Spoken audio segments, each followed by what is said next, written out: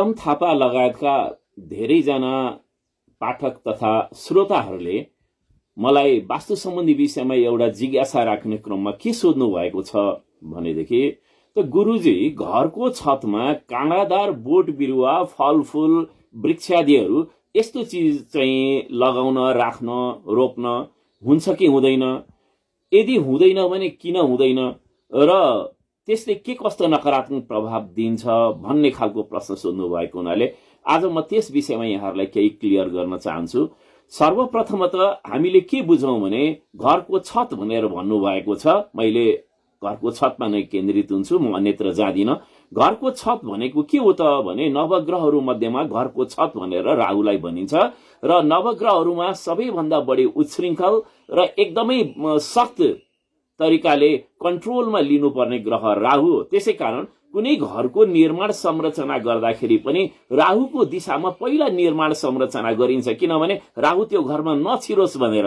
राहुको दिशा नैऋत्य दक्षिण पश्चिम हुन्छ, त्यसै कारण निर्माण संरचना गर्दा वाल लगाउँदा तपाईहरुले याद गर्नु भएको छ कि छैन, कि त दक्षिणबाट लगाउँदै गएर पश्चिमतर्फ या त पश्चिमबाट लगाउँदै गएर दक्षिणतर्फ लगाएर अनि मात्रै त्यस पछाडि पूर्व र उत्तरतर्फ वालहरू लगाउने कामहरू गर्दछौं। यो के को लागि त भने नैऋत्य दिशा अर्थात् राहुको स्थानलाई पहिला ब्लक गर्न खोजेको, बन्द गर्न खोजेको हो। त्यसै कारण राहुलाई पहिला रोक्नु पर्ने हुनाले दक्षिण पश्चिममा हामीले निर्माण संरचना गर्छौं। राहु धेरै बहुलाह ग्रह हो।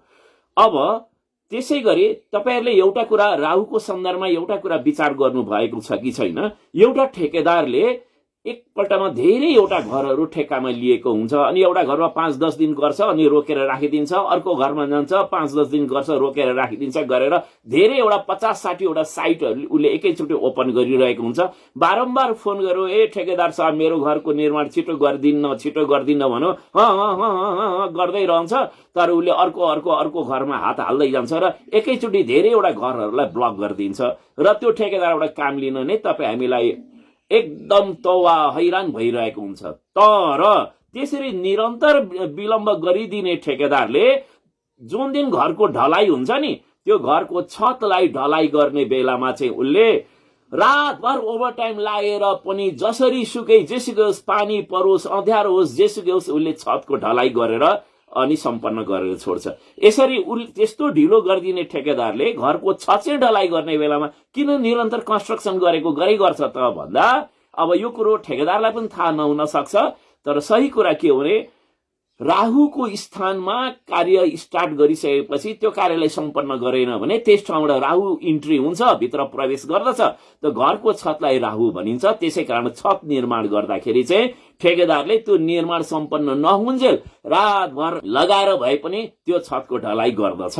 हुन त यसभित्र वैज्ञानिक आधार पनि छ। सिमेन्टको स्वभावको कारणले यसको चुम्बकीय जुन स्वभाव हुन्छ, आपसमा टाँसिने स्वभाव हुन्छ, एकपल्ट कडा भइसकेको सिमेन्टमा अर्को सिमेन्टलाई चढाउँदा के हुन्छ भने त्यसमा लिकेज हुने सम्भावना हुन्छ। यी वैज्ञानिक कारणहरू आफ्नो ठाउँमा छन्, तर यसको मूलभूत कारण वास्तुशास्त्रीय कारण भनेको चाहिँ के हो त भने घरको छत भनेको राहु हो, घरको चाहिँ के भने दक्षिण पश्चिमको दिशा भनेको पनि राहु हो। यी स्थानमा कन्स्ट्रक्सन गर्दा कन्टिन्यू गरिन्छ।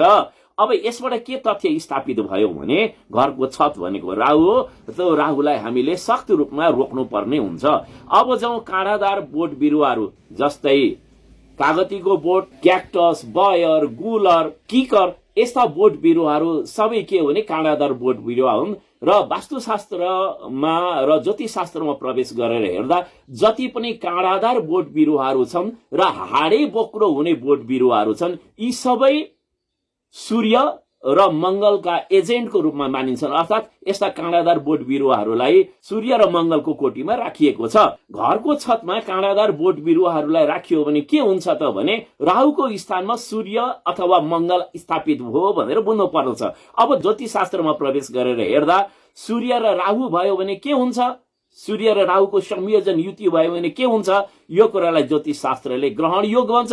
त्यसैगरी मंगल र राहुको संयोजन भयो भने के हुन्छ भन्ने सन्दर्भमा ज्योतिष शास्त्रले त्यसलाई अंगारक योग भन्दछ।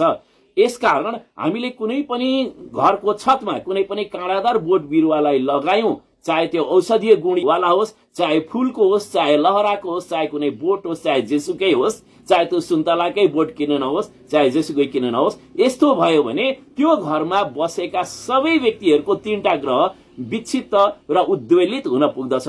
त्यो हो राहु, सूर्य र मंगल। त्यसकारण ती हरेक व्यक्तिहरूको जन्म लग्न कुण्डलीको कुन कुन स्थानमा ती 3टा ग्रहहरू बसेका छन्, ती 3 स्थानहरूमा ती प्रत्येक व्यक्तिको जीवनमा चाहिँ त्यो घरको छतमा काँडादार बोट बिरुवा वृक्षादिहरू राखिएको, स्थापित गरिएको अथवा त्यहाँ रोपिएको कारणले गर्दा उनीहरूका ती ग्रहहरू ती भावमा भएका ग्रहहरूले ती भावहरूलाई उद्वेलित र नकारात्मक प्रभावित तुल्याइदिन्छन्। अब सामान्य ढंगले हेर्ने हो भने पनि अब सूर्य र राहुको युति भयो भने के हुन्छ?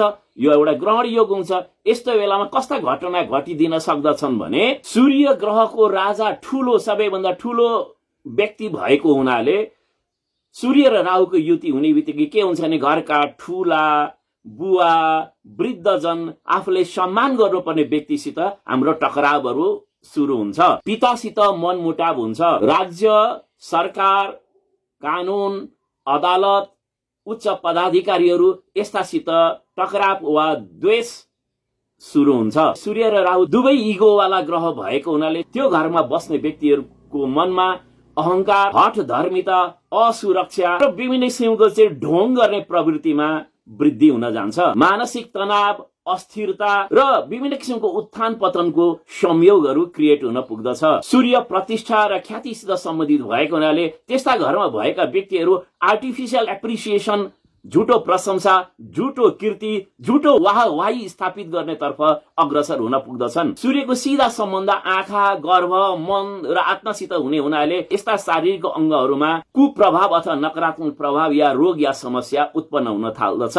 त्यसै गरी मंगल र राहुको अंगारक योगको स्थितिबाट सामान्यतया के हुन्छ भने मंगल भनेको चाहिँ सेनापति ग्रह, यो बल, फोर्ससित र एउटा दृढतासित जोडिएको ग्रह भएको हुनाले यस्तै विषयमा कुप्रभाव पार्न थाल्दछ यो राहुले। र कस्ता घटनाहरू उत्पन्न हुन थाल्दछन् त्यो घरमा भने प्रत्येक पारिवारिक सदस्यहरू आफ्नो काममा गैर जिम्मेवार, लापरवाही, आफ्नो मनोमानी ढंगले काम गर्ने प्रवृत्ति सुरु हुन्छ। एक दोस्रो कुरा, मंगल अलिकति प्रेमिल ग्रह हो, त्यसकारण कामुकता, यौन उत्तेजना, अनावश्यक चाहिँ यौन आकर्षण र यौन उच्छृङ्खलताको स्थिति उत्पन्न हुन जान्छ।